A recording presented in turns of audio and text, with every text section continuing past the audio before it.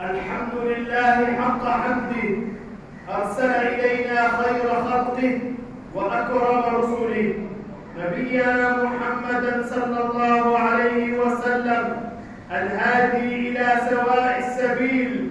نحمده سبحانه أن جعلنا من المؤمنين به والمرتجين شفاعته، وأشهد أن لا إله إلا الله وحده لا شريك له، له الملك وله الحمد، خلق كل شيء فقدره تقديرا. وأشهد أن سيدنا ونبينا محمدا عبد الله ورسوله، بعثه الله تعالى هاديا ومبشرا ونذيرا وداعيا إلى الله بإذنه وسراجا منيرا. صلى الله وسلم وبارك عليه وعلى آله وصحبه أجمعين وعلى من تبعهم بإحسان إلى يوم الدين. أما بعد، فأوصيكم عباد الله ونفسي بتقوى الله العظيم واتباع هدي نبيه الكريم الصادق الأمين صلى الله عليه وسلم. قال الله تعالى: يا أيها الذين آمنوا اتقوا الله وكونوا مع الصادقين. أيها المسلمون، امتن الله عز وجل على المؤمنين ببعثة خاتم النبيين يتلو عليهم آياته ويزكي نفوسهم بعظاته ويتمم لهم مكارم الأخلاق. فدل صلى الله عليه وسلم الخلق على خالق عظيم، وهدى العباد إلى الصراط المستقيم، وامتدعه ربه عز وجل في كتابه الحكيم، فقال وهو أصدق القائلين: وإنك لعلى خلق عظيم. فقد اصطفاه الله تعالى على عباده، فعلمه ما لم يكن يعلمه، وأدبه فأحسن تأديبه، فشرح له صدره ووضع عنه وزره، وطهر له قلبه من حظ الشيطان، وأودع فيه نور النبوة والإيمان، وعصم سمعه وبصره وفؤاده من الزيغ والطغيان. وصدق فيه ثناء الله تعالى في القرآن: والنجم إذا هوى ما ضل صاحبكم وما غوى وما ينطق عن الهوى إن هو إلا وحي يوحى. نعم، ولقد عظم الله تعالى مكانة نبيه وحبيبه محمد صلى الله عليه وسلم، فجعله سيد ولد آدم في الأولين والآخرين، وشهد بصدقه وأمانته فيما جاء به من رب العالمين. فقال عز وجل: لكن الله يشهد بما أنزل إليك أنزله بعلمه والملائكة يشهدون وكفى بالله شهيدا.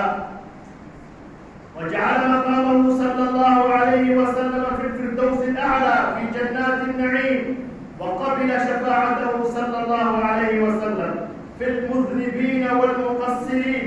وقال له سبحانه: ولو أنهم إذ ظلموا أنفسهم جاءوك فاستغفروا الله واستغفر لهم الرسول لوجدوا الله توابا رحيما. عباد الله، إن الله تبارك وتعالى أمر بتعظيم نبيه صلى الله عليه وسلم وتوقيره وإجلاله وتفخيمه، فقال في كتابه: إنا أرسلناك شاهدا ومبشرا ونذيرا لتؤمنوا بالله ورسوله وتعزروه وتوقروه. قال المفسرون: التوقير هو التفخيم والاحترام والإجلال والإعظام. ولقد عرف الصحابة الكرام رضي الله عنهم مكانة النبي صلى الله عليه وسلم، فعظموا شأنه وأجلوا قدره وتأدبوا معه، فكان إذا أمرهم ابتدروا أمره، وإذا توضأ تسابقوا على وضوئه، وإذا تكلم خفضوا أصواتهم عنده، وما يعدون إليه النظر تعظيما له صلى الله عليه وسلم. قال عمرو بن عاص رضي الله عنه: ما كان أحد أحب إلي من رسول الله صلى الله عليه وسلم، ولا أجل في عيني منه، وما كنت أطيق أن أملأ عيني منه إجلالا له، ولو سئلت أن أصفه ما أطقت، أني لم أكن أملأ عيني منه صلى الله عليه وسلم. رواه مسلم. يا له من إجلال وتقدير نابع من إيمان وحب كبير لصاحب القدر الأرفع سيدنا وشفيعنا محمد صلى الله عليه وسلم الشفيع المشفع. جعل الصحابة الكرام رضوان الله تعالى عليهم يحبونه أكثر من أنفسهم ويفضلونه صلى الله عليه وسلم على ذواتهم. فهذا زيد بن دثنة رضي الله عنه لما أرادوا قتله سألوه: أتحب أن محمدا عندنا الآن في مكانك نضرب عنقه وأنك في أهلك؟ قال زيد: والله ما أحب أن محمدا الآن في مكان الذي هو فيه تصيبه شوكة تؤذيه وأني جالس في أهلي. فقال أبو سفيان قولته المشهورة: ما رأيت من الناس أحدا يحب أحدا كحب أصحاب محمدا. أيها المؤمنون، جددوا صلتكم بنبيكم صلى الله عليه وسلم وعزموه في أنفسكم وأحبوه من قلوبكم وأحبوه ما يحبوه، فقد بشر صلى الله عليه وسلم من يحبه بالجنة. فقال صلى الله عليه وسلم: من أحبني كان معي في الجنة. رواه الترمذي. واعلموا أنه لا يكمل إيماننا إلا إذا أحببناه صلى الله عليه وسلم أكثر من حبنا لأنفسنا. قال صلى الله عليه وسلم: لا يؤمن أحدكم حتى أكون أحب إليه من ولده ووالده والناس أجمعين. رواه مسلم. إننا نحبه صلى الله عليه وسلم وهو الذي سبق فضله علينا فأحبنا ودعا لنا ورفق بنا واشتاق لرؤيتنا وأثنى على من أحبه منا. فقال صلى الله عليه وسلم: من أشد أمتي لي حبا الناس يكونون بعدي يود أحدهم لو رآني بأهله وماله. رواه مسلم. فيا هناءة من أحب نبيه صلى الله عليه وسلم واشتاق لرؤيته وأكثر من الصلاة والسلام عليه واتبع سنته وامتثل أمره وعمل بهديه صلى الله عليه وسلم في قوله وعمله، في قوله وفعله وسائر أحواله، وجعل المثل الأعلى والقدوة الطيبة. قال تعالى: لقد كان لكم في رسول الله أسوة حسنة. قال ابن كثير: هذه الآية الكريمة أصل كبير في التأسي برسول الله صلى الله عليه وسلم في أقواله وأفعاله وأحواله. وهو صلى الله عليه وسلم الأسوة الحسنة في علاقته جل في علاه، فقد كان يقوم من الليل حتى تتفطر قدماه، فقيل له: يا رسول الله، أليس قد غفر الله لك؟ قال: أفلا أكون عبدا شكورا. رواه متفق عليه. وهو صلى الله عليه وسلم المثل الأعلى في علاقته مع أهله وأسرته، فكان رفيقا بهم عطوفا عليهم معينا لهم لا يكلفهم ما لا يطيقون، يخسف نعله ويقيت ثوبه ويكون في مهنة أهله صلى الله عليه وسلم. وهو صلى الله عليه وسلم القدوة الطيبة في عمله وتجارته وبيعه وشرائه.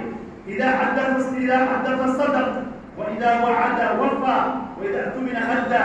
يحث على جلب السلع التي تنفع العباد، وينهى عن الغش والاحتيال في البلاد، ويأمر بالتيسير على المحسنين والرحمة بأصحاب الحاجات والمعسين. ويقول صلى الله عليه وسلم: رحم الله عبدا سمحا إذا باع، سمحا إذا اشترى، سمحا إذا اقتضى.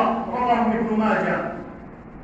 وهو صلى الله عليه وسلم المثل على في رعايته للضعفاء وحلوله على الفقراء وتفقده للمساكين وعنايته بالبيئة والمخلوقات ورحمته بالحيوانات. فقد مر صلى الله عليه وسلم ببعير قد لحق ظهره ببطنه فقال: اتقوا الله في هذه البهائم المعجمة، فاركبوها صالحة وكلوها صالحة. رواه أبو داود. فيا فوز من عظم رسول الله صلى الله عليه وسلم فآمن به وأحبه واتبع وأطاع أمره واجتنب نهيه وتأسى بأخلاقه وسيرته وتمسك بهديه وسنته ليحظى برضا الله سبحانه فيسعد في الدنيا وينال شفاعة نبيه صلى الله عليه وسلم مصطفاه ويدخل جنة ربه في الآخرة. فاللهم وفقنا جميعا لطاعتك وطاعة رسولك محمد صلى الله عليه وسلم. ونيل شفاعته ومحبته والاقتداء بهديه وسنته. أقول قولي هذا وأستغفر الله لي ولكم فاستغفروه إنه هو الغفور الرحيم.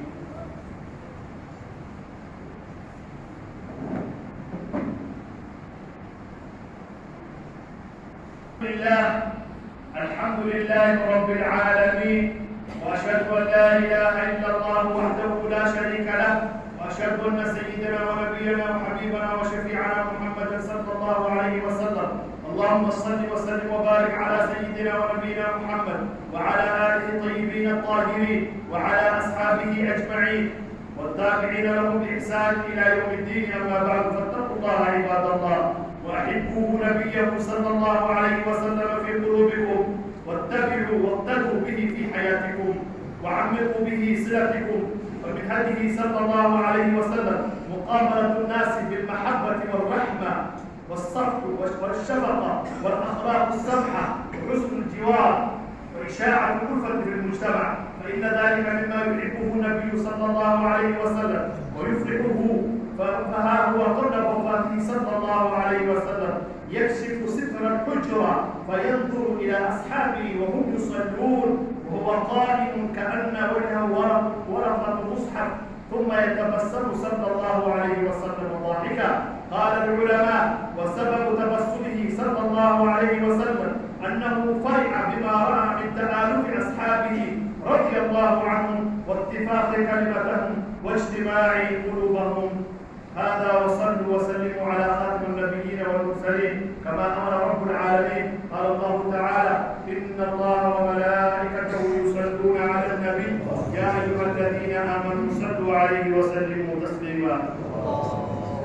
اللهم صل وسلم وبارك على سيدنا ونبينا وشفيعنا محمد وعلى آله وأصحابه أجمعين. وارض اللهم عن الخلفاء الراشدين أبي بكر وعمر وعثمان وعلي، وعن سائر الصحابة أجمعين، وعن أزواجهم أمهات المؤمنين، وعن التابعين ومن تبعهم بإحسان إلى يوم الدين، وعنا معهم برحمتك يا أرحم الراحمين.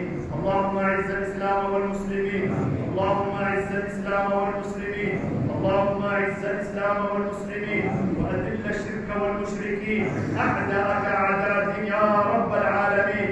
اللهم إنا نسألك الجنة وما قرب إليها من قول أو عمل، ونعوذ بك من النار وما قرب إليها من قول أو عمل. اللهم إنا نسألك الجنة ولوالدينا ولمن له حق علينا وللمسلمين أجمعين. اللهم اجعل جمعنا هذا جمعا مرحوما، واجعل تفرقنا من بعده تفرقا معصوما، ولا تدع فينا ولا معنا شقيا ولا محروما. اللهم اهدنا لأحسن الأخلاق فإنه لا يهدي لأحسنها إلا أنت، واصرف عنا سيئها فإنه لا يصرف عنا سيئها إلا أنت. اللهم اغفر للمؤمنين والمؤمنات والمسلمين والمسلمات الأحياء والأموات برحمتك يا أرحم الراحمين. عباد الله، إن الله يأمر بالعدل والإحسان وإيتاء ذي القربى وينهى عن الفحشاء والمنكر والبغي يعظكم لعلكم تذكرون. فاذكروا الله العظيم الجليل يذكركم، واشكروه على